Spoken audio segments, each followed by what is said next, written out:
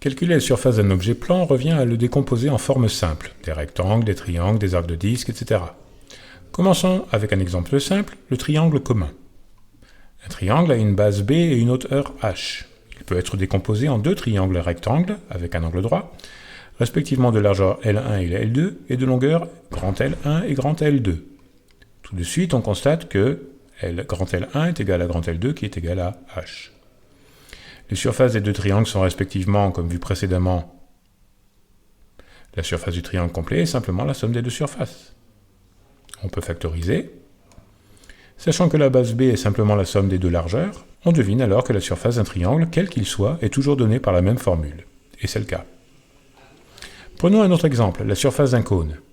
Un cône aplati est simplement le secteur d'un disque dont le rayon est égal à l'apothème du cône, et l'apothème A est l'hypoténuse d'un triangle de base R et de hauteur h.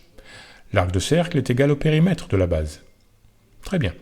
Exprimons tout cela avec des équations. D'abord la surface d'un secteur, ensuite l'apothème du cône, par Pythagore, et enfin l'égalité entre l'arc de cercle et le périmètre. On peut résoudre directement pour θ. Tout d'abord, dans la première expression, remplaçons θ à l'aide de la dernière expression, puis en remplaçant A, et voilà. Nous reviendrons sur cette preuve lorsque nous parlerons des intégrales de surface et de volume, mais déjà, avec quelques outils simples, on peut trouver des quantités intéressantes. Décomposer en forme simple, c'est bien, mais on peut aussi décomposer en atomes, ou en tout cas, en forme infiniment petite. Et ça existe, les mathématiques qui font ça. Mais d'abord, il va falloir parler de fonctions.